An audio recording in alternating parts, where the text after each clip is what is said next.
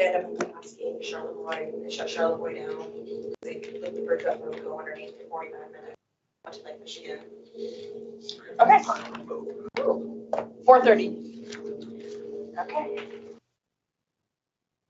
All right, let's call this meeting of the Committee of Equity, Diversity, and Inclusion to order.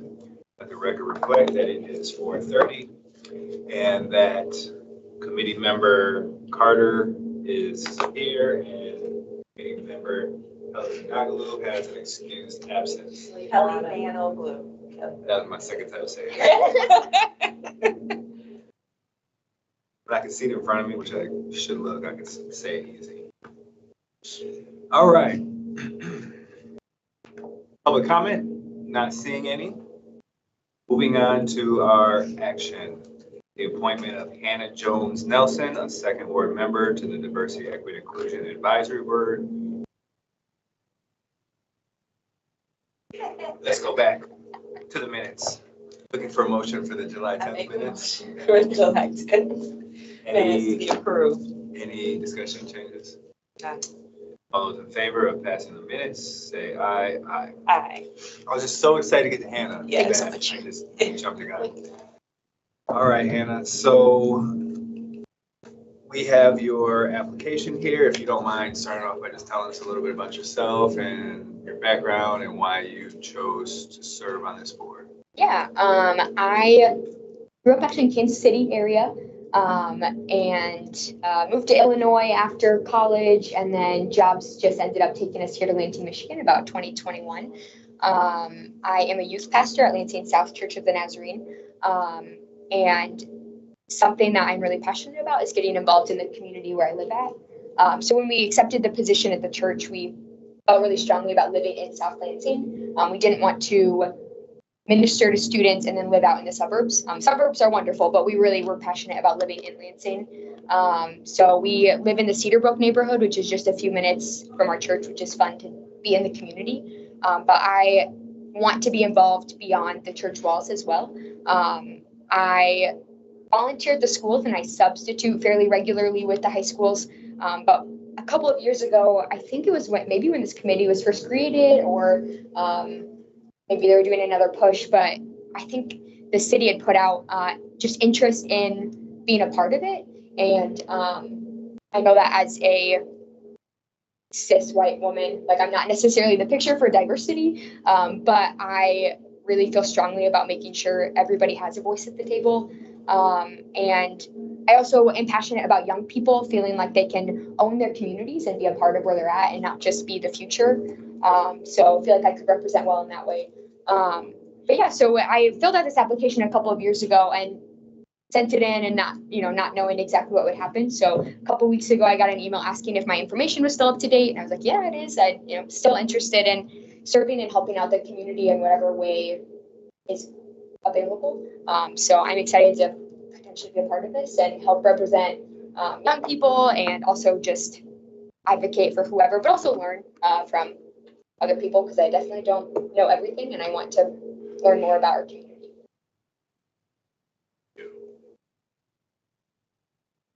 Questions for him? So besides the school districts, is there any other committees or anything, programs that you've been involved in with the youth?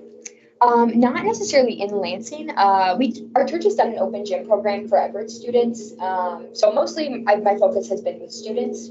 I've been interested in a couple of different organizations and it just hasn't completely worked out, like Streets 517. I know they have a good presence in the schools. But we've done some good neighborhood volunteering as well. And then I do more denominational volunteering. So I lead our district of churches, which is about 66 churches. I oversee youth ministry for our district.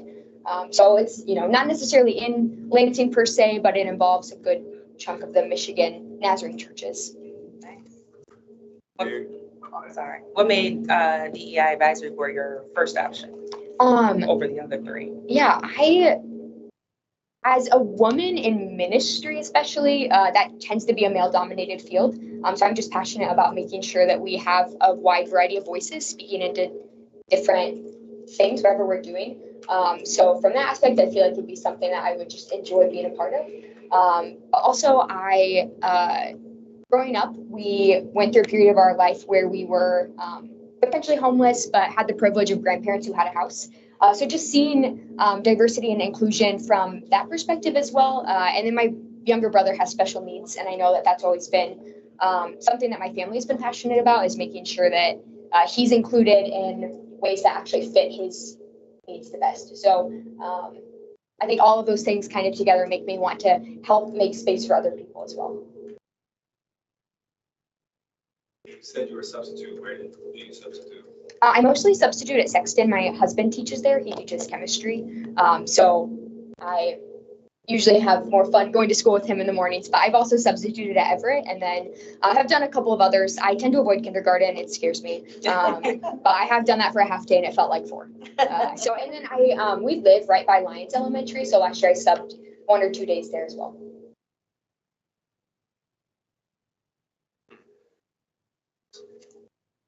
Anything you want to add or say that wasn't covered? So I am just excited about the possibility to join you guys in the work you're doing and to learn from you. Okay. Well, I'll entertain a motion to approve the committee. Yeah, I make a motion to approve the appointment of Hannah Jones Nelson to the second board member to the Diversity, Equity, and Inclusion Advisory Board. All right, that's a proper motion. All in favor say aye. Aye. 2-0, meeting passed.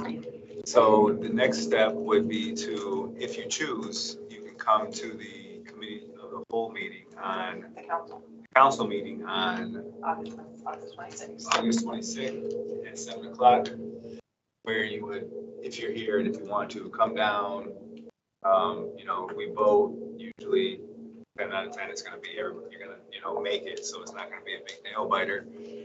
But then everybody has to vote. And if you pass, then you can get sworn in right there where they do like a little ceremony, take some pictures. Or if you don't want to come, you can come anytime after that date to the clerk's office and do a swearing in that way. Okay, great. Yeah, I'll have to double check on the date, but. I'm going to give you this. This is the Diversity, Equity, and Inclusion Officer, Michael Hobson. Okay. He will be basically your staff point person. Once you're on the board, he'll get you the calendar, the schedule, the meetings, the packets, and all that information. So go ahead and take that, and you can reach out to him after today and just let him know what Councilmember Jackson told you about getting sworn in. Okay. Yeah, that's great. Thank you so much. Thank you. Yeah, do you need anything else from me? No. Okay, awesome. Okay, thank you. Thank you. Right. Directing our attention to our last item for today, which is continuing our discussion on city programs to consider. We've kind of, over the course of this session, been trying to figure out what, if anything, the city can do in this field of equity, diversity, and inclusion. We've had people from the county come in to share what they've done. Sherry, thank you. Been putting together material for us, giving us some nudges and hints. Yeah.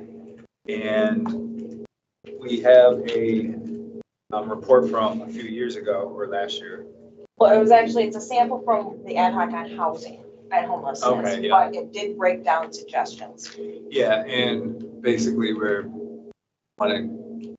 are considering whether we want to do like a report with suggestions to include in the budget priorities, since that's coming up, or standalone programs or anything.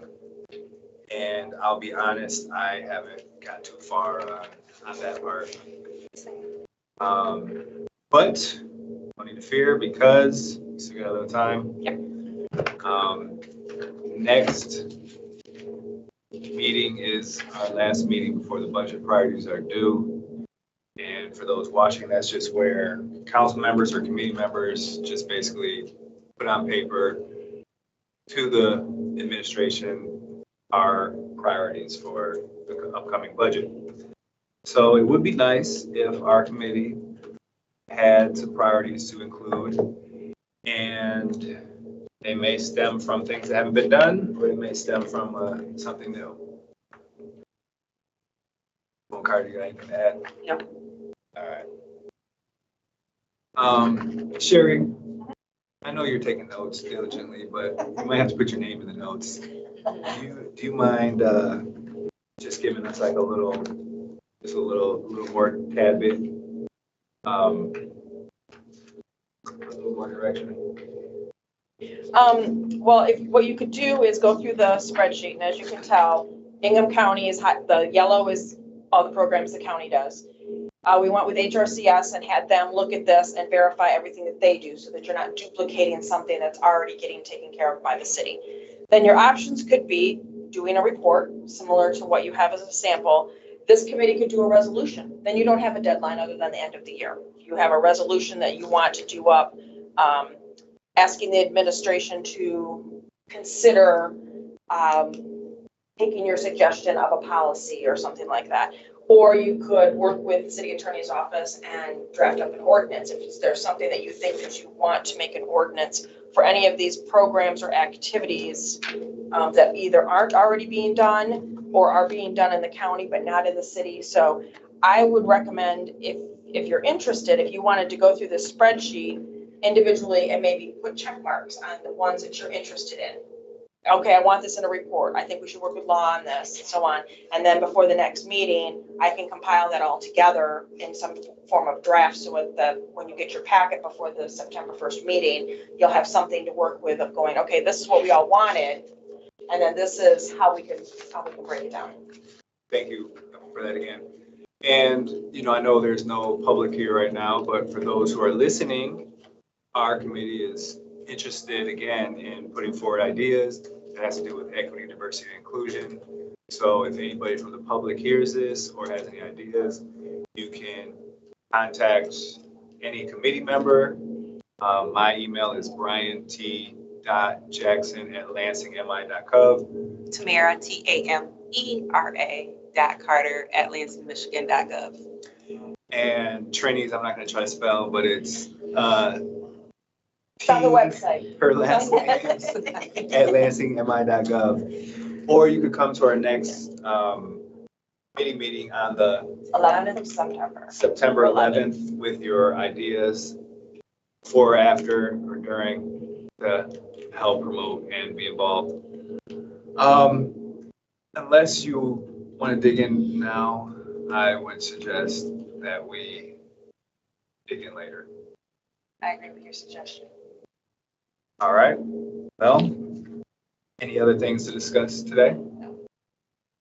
Seeing none, we are adjourned at 4:42. Thank you. All good? We're off? Okay.